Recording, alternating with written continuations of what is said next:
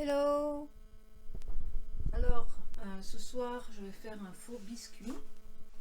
Donc, vous voyez, toutes les pièces que j'ai là vont partir dans le four. Donc, c'est la première cuisson, ce sont des pièces crues. Voilà. Il y a cette pièce-là aussi. Voilà. Plus ces pièces-là aussi, donc plusieurs petits bols petits.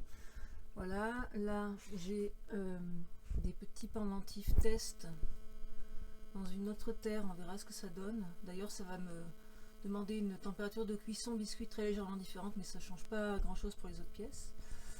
Voilà, j'ai encore des pièces ici, vous voyez, donc il y a de quoi, pas mal de choses.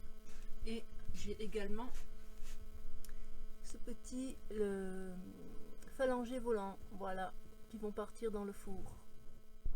Donc voilà, là je suis dans le premier étage du four. Donc comme vous pouvez voir, les pièces sont empilées.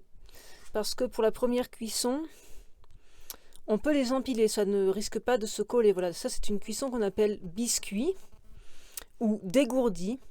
Donc c'est la cuisson qui va de la terre crue à la terre cuite une fois. Donc c'est une terre qui est légèrement poreuse une fois cuite à cette température. Là je vais cuire à peu près 930 degrés. Et donc sur cette terre encore un peu poreuse mais déjà solide, on peut émailler. Voilà. Donc là, on peut distinguer des petites pièces en bas. Alors ce sont des pièces, c'est des tests en fait, c'est des petits morceaux tests, mais que j'ai quand même un peu façonnés. Là, on peut peut-être distinguer un peu ce que c'est, je sais pas. Voilà, là on a un petit chat endormi. Et là, on voit pas très bien, on a un autre pendentif renard avec une petite plume à côté. Alors ils sont sur des trépieds, vous voyez. Alors celui qui est sous le chat, bien sûr, on le voit pas. Là, pour la plume, j'ai dû faire un petit montage. En fait, voilà, ce sont ces petites choses-là qui servent en fait à ce que pour cette terre-là en particulier, ça ne touche pas la plaque de cuisson parce que cette terre-là, elle est auto-émaillante. Entre 930 et 960 degrés de mémoire, je vais cuire à 930 là.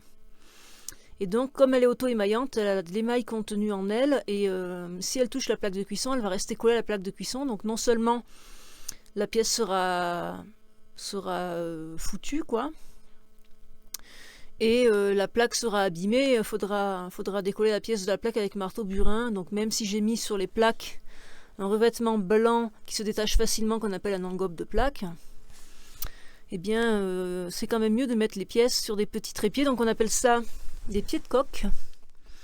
Et en fait, il y a trois tout petits points de contact, ce qui fait qu'on arrive facilement à détacher la pièce là-dessus. C'est fait exprès. Par contre, si toute la surface de la pièce était collée à la plaque, on ne pourrait pas l'enlever. Voilà. Donc ça, c'est l'étage du bas. Voilà.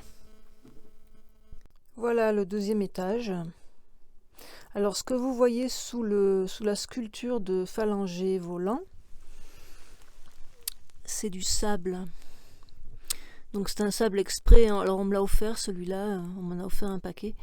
Je le réutilise à chaque fois, hein, je le récupère après chaque cuisson, donc il peut cuire même à la température émail. En fait, pourquoi je mets du sable? Dès que j'ai une pièce qui a un peu de surface étendue sur la plaque de cuisson, comme la pièce se rétracte à la cuisson, pour éviter qu'il y ait des tensions dans la pièce et qu'il y ait éventuellement des faiblesses et des fissures qui se forment à cause de la rétractation et de la résistance du matériau sur le sol.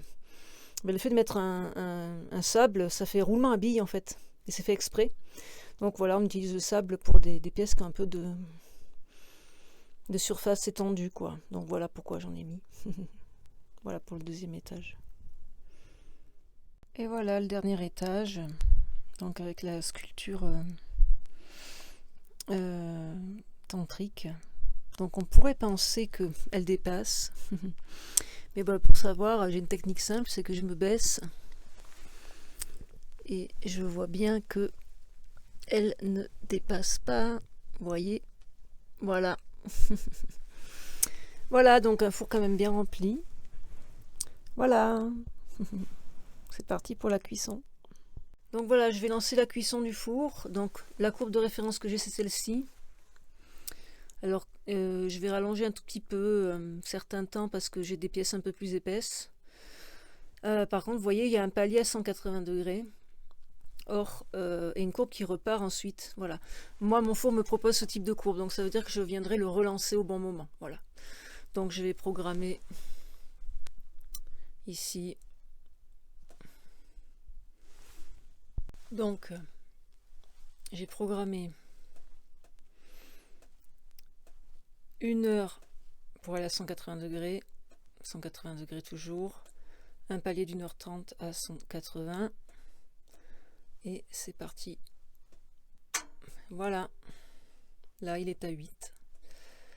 Voilà, il va mettre 1h04. Bon, c'est normal qu'il y ait un tout petit décalage entre ce qu'il estime avant de se lancer et ce qu'il fait réellement. Et voilà. Je vérifie. Mais c'est bon. Voilà. C'est parti.